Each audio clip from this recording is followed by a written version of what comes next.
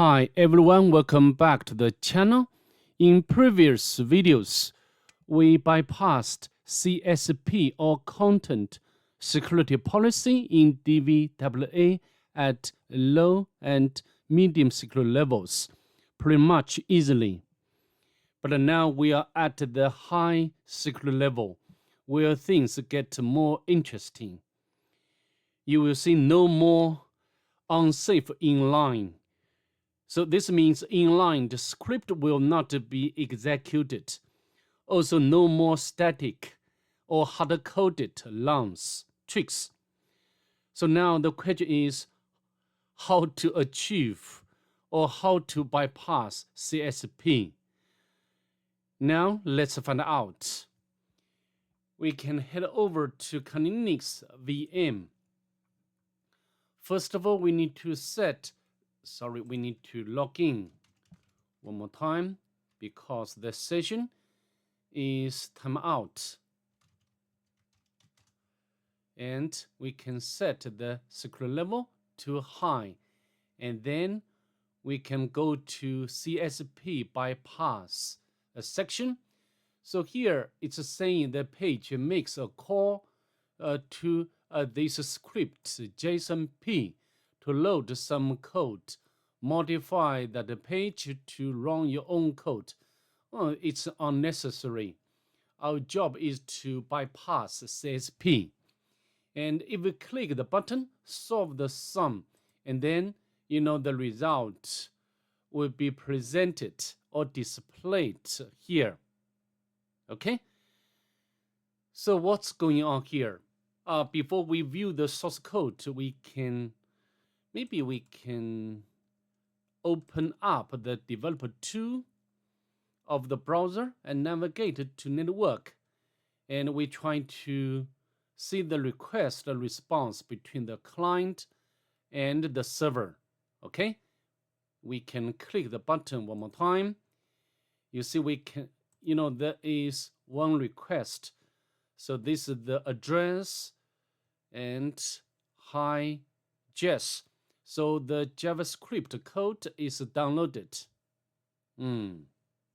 Okay, just only one request.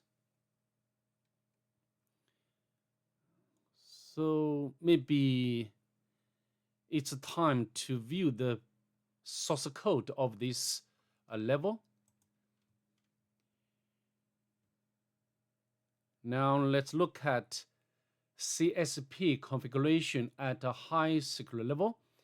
Unlike low and medium security level, this time CSP is much stricter, right?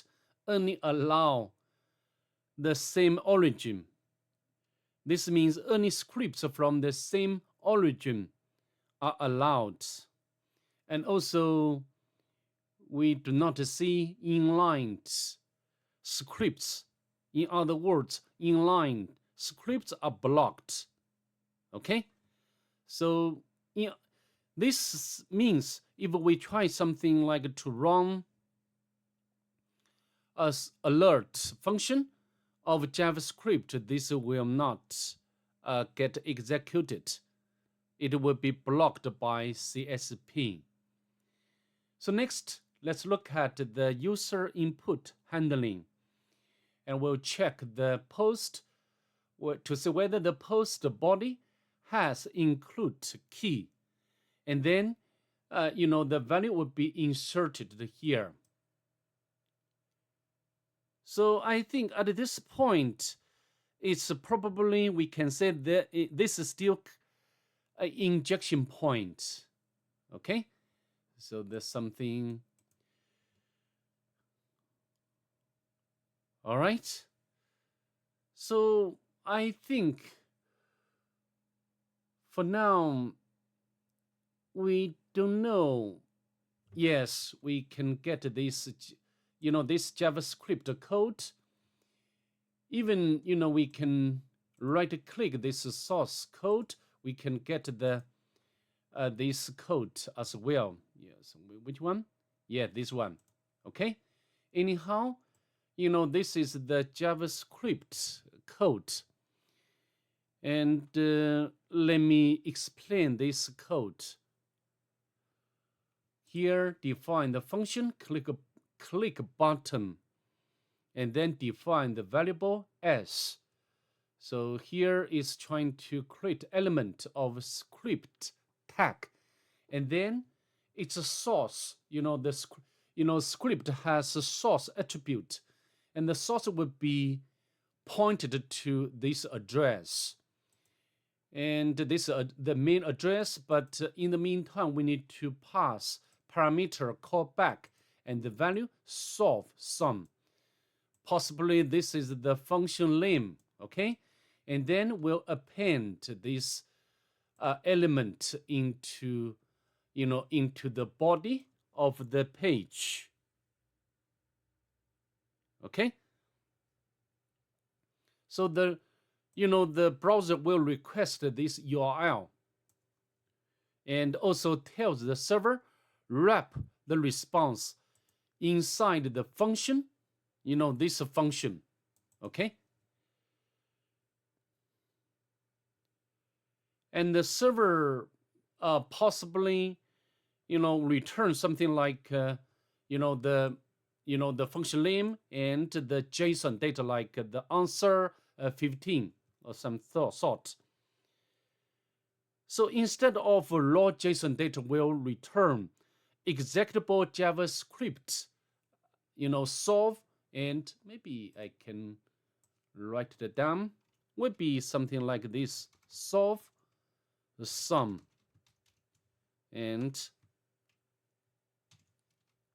like answer.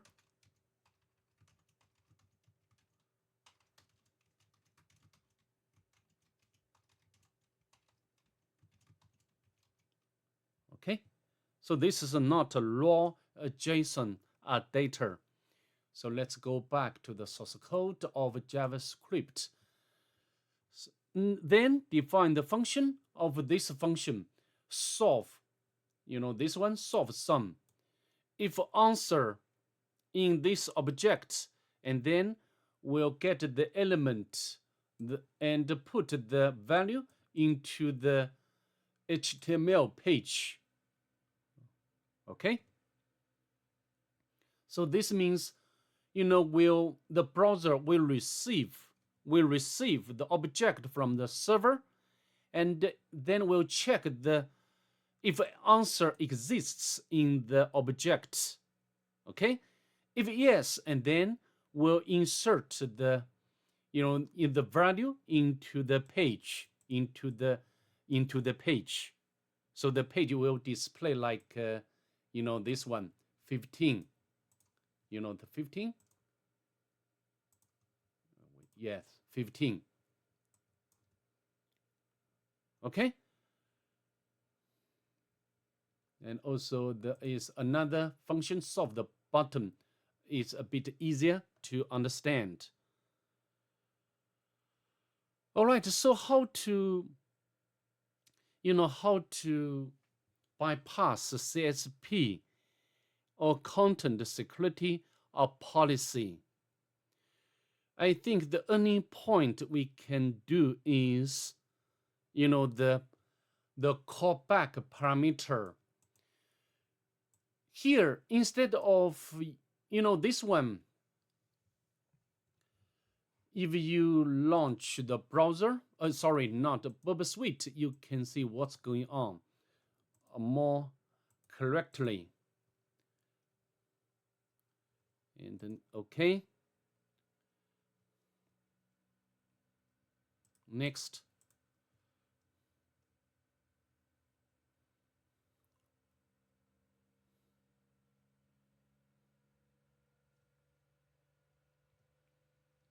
And we can enable the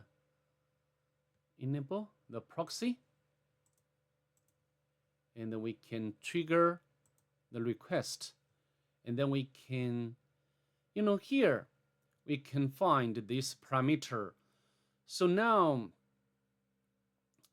the browser is telling or requesting this function, okay? And you can see over here, Yes, this function. And this function will check will request or will receive the object and then check if the answer in this object. If yes, and then we'll insert this value into the page. So, but we can, because we want to execute arbitrary JavaScript, not just this one. So how to do? I think we can, this is the default callback function. We can inject our own payload here. Okay? For example, like I just, for simplicity, I can execute alert function. Of course, you can run like retrieve a function to retrieve a cookie. And I can call it like a hello. Okay, so now if we forward this request and then go back to the browser, you see we got this alert pop up. This means our payload, the arbitrary payload has been executed as we expected, because we request we access the same origin, this address. We just pass the parameter, okay? Instead of using the default callback function, this is the default callback function. I replace this with other, a payload like alerts. Okay. In summary, script is loaded from the same origin, and because of this, CSP allows it. But we can control by passing different function or payload to this parameter. Okay. So I think now I have already demonstrated how to bypass CSP at a high secret level. If you found this helpful, please subscribe to my channel to get more cybersecurity content, and also drop a like. This will help this channel. All right, so see you in the next one. Bye. Have a good day, please.